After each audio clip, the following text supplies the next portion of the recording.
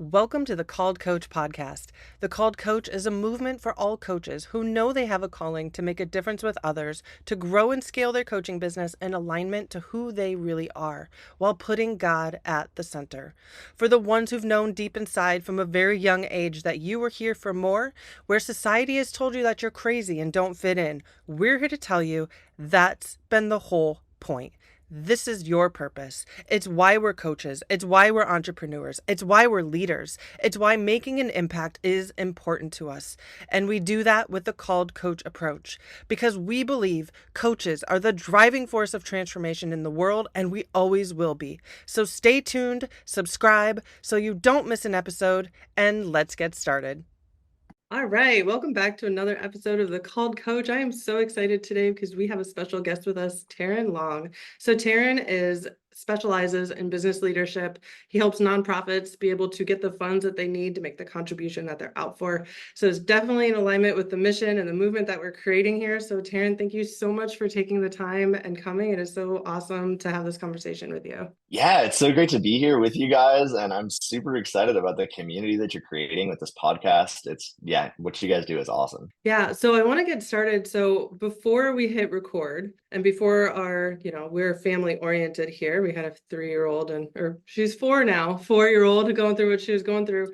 You mentioned that you are in a fifth generation of helping, like doing ministry work and business leadership. That is really crazy. And it kind of thought, because I know one of your biggest thing is legacy leadership. And it's really like when we're coaches, it's about embodying our work, right? And talk about embodying your work of legacy leadership when you are fifth generation. Like, how did that work growing up? Like, tell us a bit about your story. Yeah, absolutely. So, it's interesting even when I was a little kid, I was really fascinated with the idea of legacy.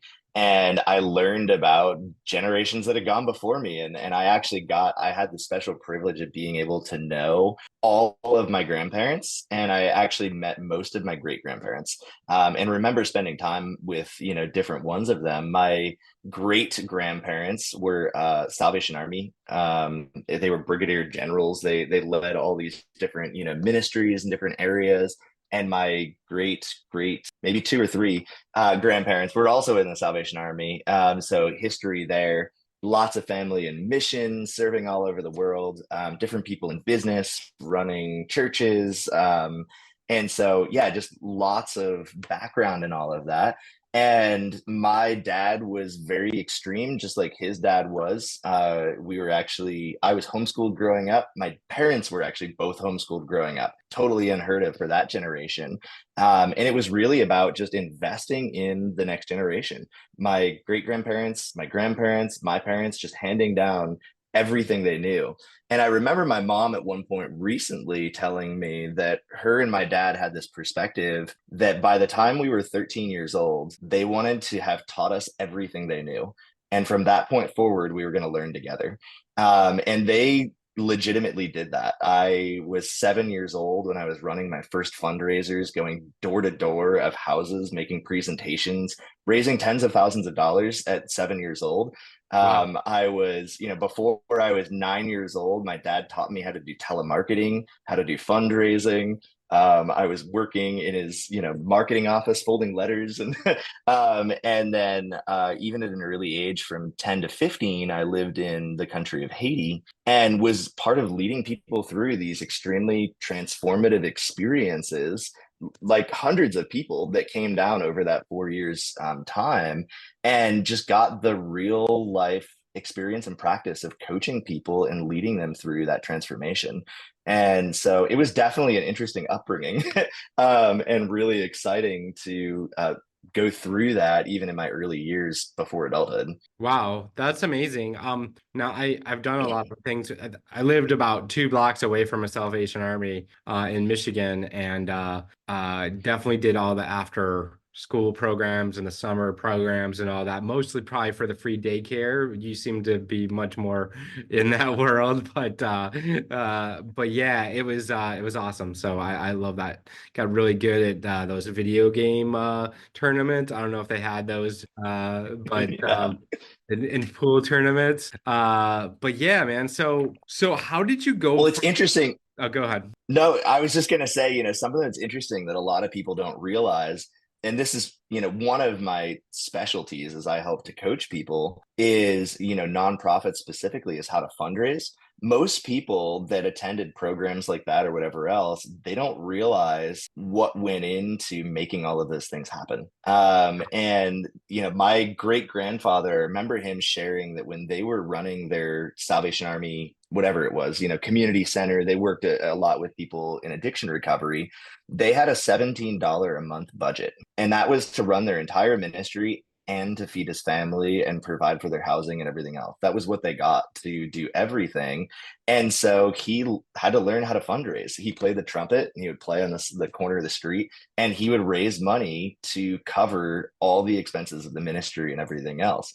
And so if you've ever attended those kind of programs, those different things, the money actually came usually from people fundraising or having to ask for donations. And so again, that was a big part of even as a child, things that I was learning at a very young age, which was fun. Yeah, that's impressive. Like that's what a skill to have at that age. So, how did you switch? Like, okay, so you're in this ministry fundraising world. What had you want to even go into the business side of things and the coaching side of things? Yeah, really good question. So, like I said, my early years, my dad was actually a very, very successful business person. He ran 27 marketing offices. By the time he was, I think, 25 years old, he was a district supervisor over 27 offices. And he was raising money for the firefighters at that time, but running it as a for-profit business.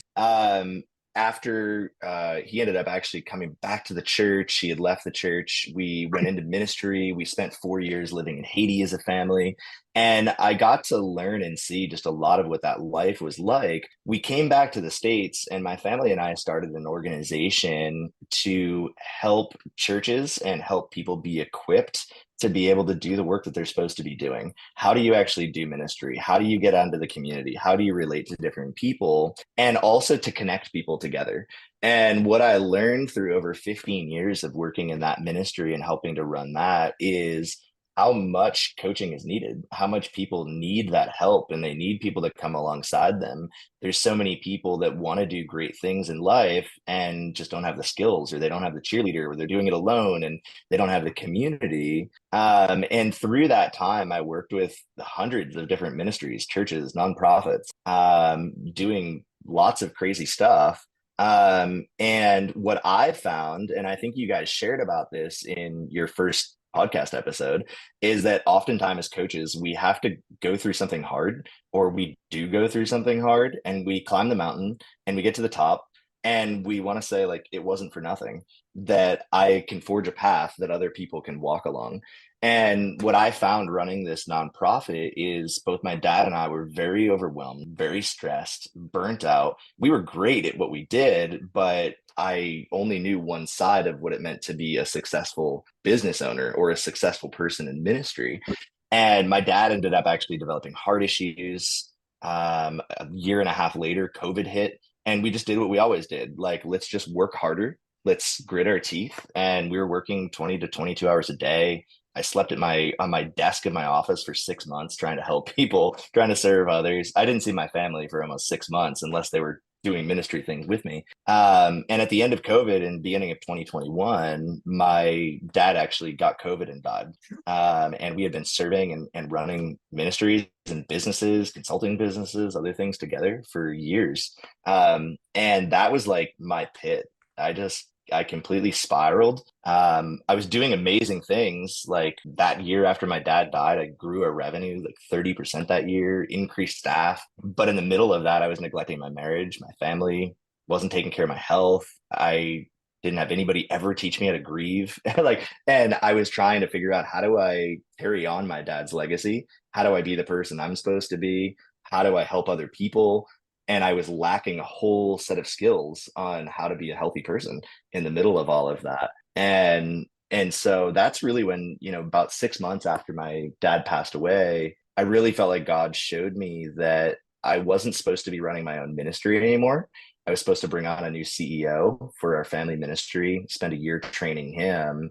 And then after that, my calling would be to come alongside ministry leaders, to coach, to consult, and really help them learn how to run a healthy, successful ministry, how to be healthy in the middle of that themselves, how to not burn out, and ultimately, how do they leave a lasting legacy? How do they take everything that they had and put it in a place where it will last past them, which is what my dad did, and that's what I was taught to do, and that's what I did. So like even on my family ministry, I haven't been involved for over a year and a half. It's thriving. Like they're actually carrying on the vision and they're moving it forward. And I want to see every single leader do that and be healthy and still be around for their families, not dying at 55 because they had so much stress on their shoulders. Yeah. So sorry to hear about your dad. Mm. My dad died when I was 17. And kind of similar situation, So stress and yeah. sounds So like that both brought hurt. all Yeah. you guys into like, okay, health matters and we can do big things in the world, but how do we do it in a way that we can still be around and pass on to our children? Yeah. Yeah. No, I didn't know about your dad. I'm sorry to hear about that, Chad, but neat. I mean, it's a nice, not a nice Neat. way to connect, I but know it's what nice that we can connect on that. Yeah. And that you can understand, a lot of people don't understand what that's like to have a parent doing something that causes so much stress that you lose them. And that's been a big thing for me personally is I want to be around for my daughter's wedding. She's 6 right now. But whenever she gets married, like I want to be there for that. I want to walk her down the aisle. I want to make sure that I'm healthy enough to be there for my grandkids. My kids right now, like they don't have their grandpa anymore. And I don't try to make sense of that myself. But if there's anything that I can do for myself personally, I want to do that. But also for other people that I see in similar situations, I don't want to see any other person lose their dad early or lose their grandma or their grandpa, prematurely when maybe if they just had the right skills, it could have been avoided. I have a kind of a little bit of off topic question in the sense of because you've been in this fundraising realm and it's like I feel like coaches sometimes they come to us and they don't have the resources to hire us, right?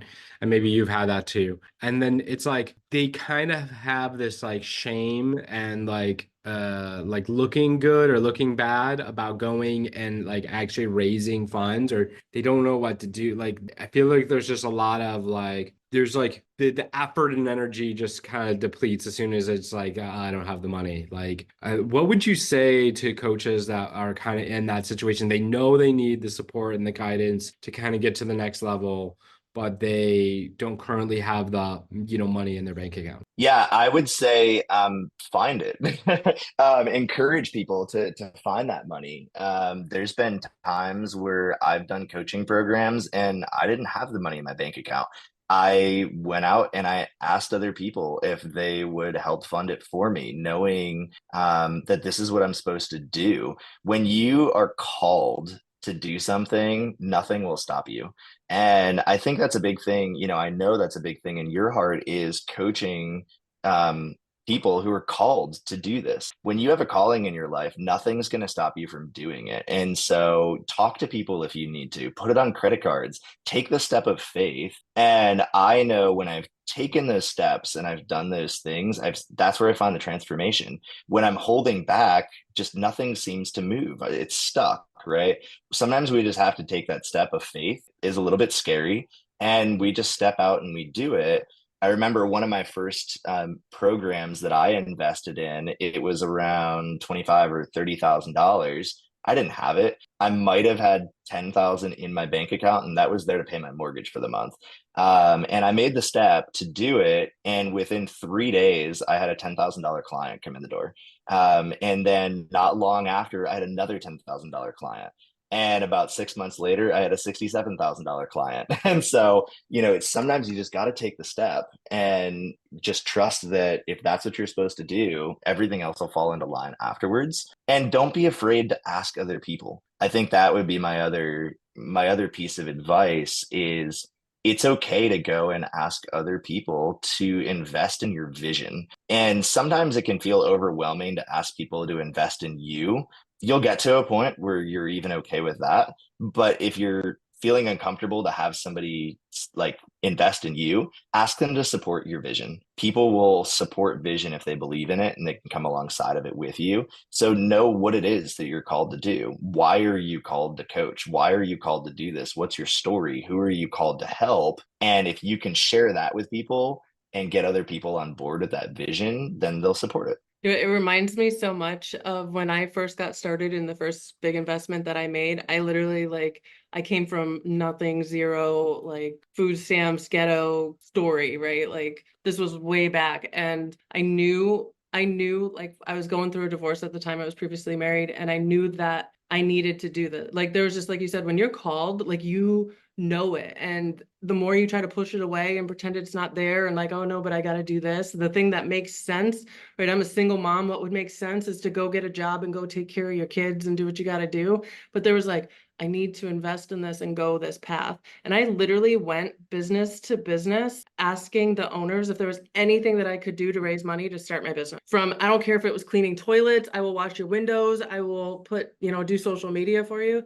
And that's what I did. And that's how I raised, it was $5,000 program. I raised 5,000, and then the next month I had my first 5-figure month, right? So there's something to be said about when you have a calling and you know that this is the way, and you stop at nothing to be resourceful, and you don't give up on it's not that I can't do it, it's how do I do it? How do I make this happen? Mm-hmm. Right? There's such Yeah. power. And another thing that's coming to me as we're having this conversation is, being in ministry, I know the conversation of money and ministry are like, shame, money's the root of all evil. Like, I'm just doing this to make a difference. I don't care about the money. Like, I just want to help people. And I remember I used to have a home, like a women's home at one point, and that was, I'll be super authentic. That was my viewpoint at one point in my life. How have you overcome that with ministry and, working with people in general and switching that money mindset of contribution? Yeah, it's a great question. That's a big thing that I teach through in the beginning when I start with anybody in my coaching program is that fundraising is biblical. And I really walk through with people that we see in the Bible that it actually presents fundraising in Moses' story. Everybody knows Moses parting the Red Sea, whatever else. Well, when Moses was going to build the tabernacle, God actually tells Moses to go and fundraise. And so we see directly in the Old Testament that God was the one who gave him a fundraising campaign. And he said, go and tell the people to ask for these specific items for the building of the tabernacle. And a little while later in that same book, we see that Moses actually goes and he gives the presentation that God told him to give. It's a fundraising presentation. King David, when he was going to build the temple, it was Solomon's temple. Solomon was going to build it. And David said, I want to help fund it. But he didn't just stop there. He asked God, he said, can I help make sure that Solomon has everything that he's going to need for building this temple? And God said yes. And so David said, I'm going to give all of this out of the treasury. But then he went to all the people and he said, I want you to be part of this too, not as a commandment, but only those who have a heart to give. So it wasn't like a command from God. It was anybody who has a heart to give. It was a fundraising campaign. It was a capital campaign to build Solomon's temple. The Apostle Paul writes letters. 2 Corinthians 8 and 9 is a fundraising letter. Go and read it from that perspective. And so the Bible actually talks a lot about money. It talks about fundraising. And I tell people, that maybe you're struggling, that this is part of your responsibility.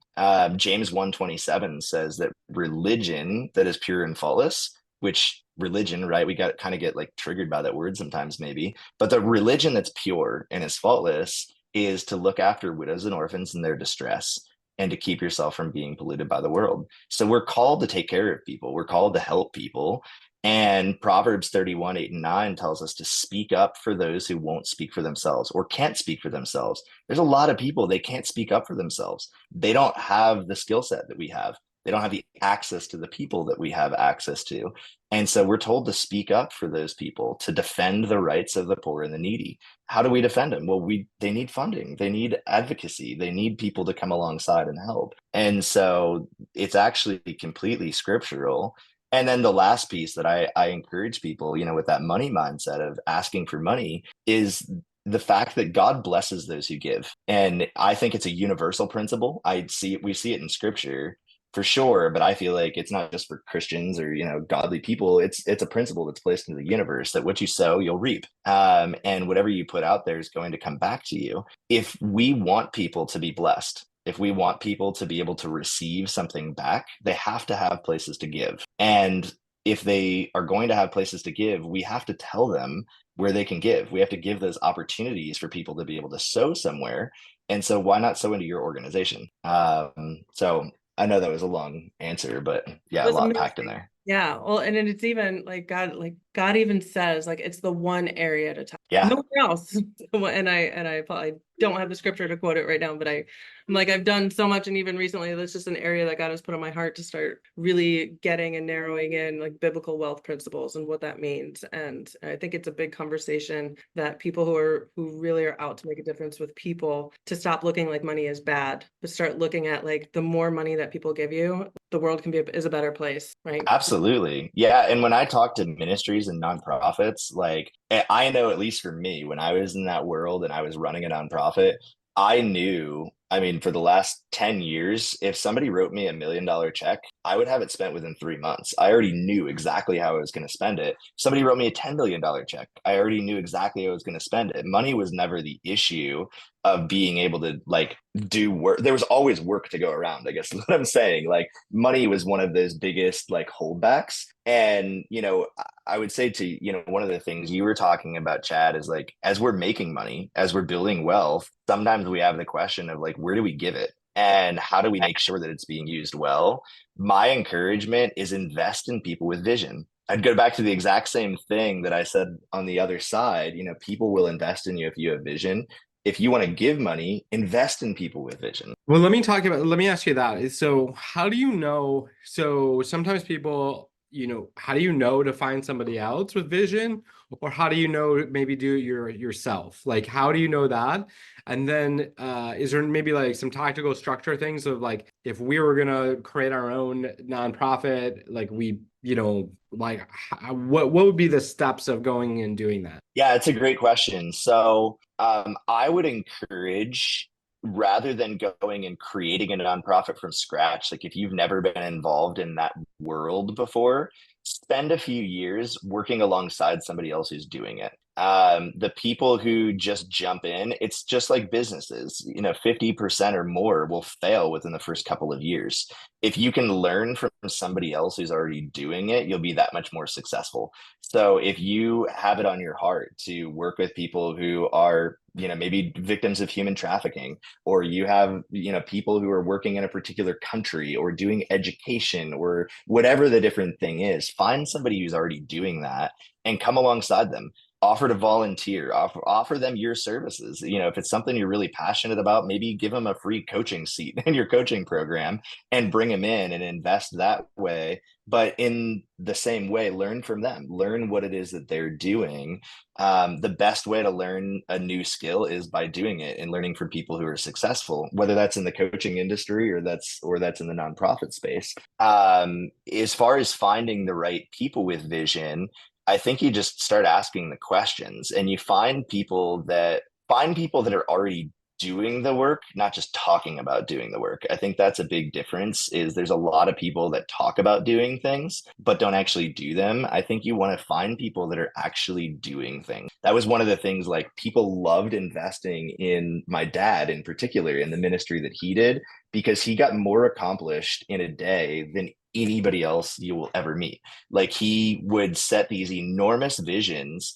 And I think he had, like, for the first 5 or 6 years of our organization, people would tell him he was crazy because his vision was so big. Those are the kind of people you want to work with. He would always accomplish it. It would always come about. He's like, we're starting 10 new schools and we're going to reach, 5,000 kids, or we're going to, like, he would just have these crazy, huge visions. He's like, we're launching into a new country. And people are like, you're crazy. Like, yeah. And he would do it and it would happen. And it's like, those are the kind of people that you want to align yourself with. Those are the kind of people you want to invest in. And when it comes to setting your own vision, I would really start, this is where I teach my clients is start 3 years out and just look backwards. Like pretend that we're recording this podcast at the beginning of 2024. So pretend you're in April 2027 and you're looking backwards. What would have made that 3 years the most phenomenal 3 years you've ever experienced? What are all of those different things? List them all out. That now becomes your 3 year vision. That's what you're working towards. And when you look out 3 years, I find it's just far enough away where it still feels within grasp, but you're not placing any limiting factors of your own limiting beliefs on that. When you go less than 3 years, I find people tend to put their own limiting beliefs on the vision. 3 years is a good time frame to map that out, and that's a great start to finding out where do you want to go and what's the road you want to start walking down. That's awesome. So do you have any if there's somebody that's runs a nonprofit here, is there anything that you want to give, like free giveaways or any like a group or anything? Where can they find Where can you? they find you? There we go. Fancy words. Yeah, absolutely. So you could go to my website is legacyleadershipsystem.com. And you can also find me on social media as just Taryn Long, whether that's Facebook or TikTok or other places. So yeah, Taryn Long. And then my website's legacyleadershipsystem.com. I'll put that in the And description so they can find it easy. Sweet. awesome. Yeah, thank you guys. No, I love working with nonprofits and ministries and helping people with that. And if you guys have anybody in your community that's just like, I'm looking for places to give, or I'm looking for places to get involved, or I'm really passionate. Again, like if you want to start a nonprofit and you're like, I'm really passionate about people working with human trafficking victims or saving people from even ever getting to that point, or whatever else. I'm connected with a lot of people in a lot of different spaces. And so I'm always happy to make connections for people and make that happen. Awesome. I appreciate you. This has been an amazing conversation. Thank you so much. And for everyone listening, thank you for tuning in. Make sure you subscribe if you are not subscribed yet, and we will see you on the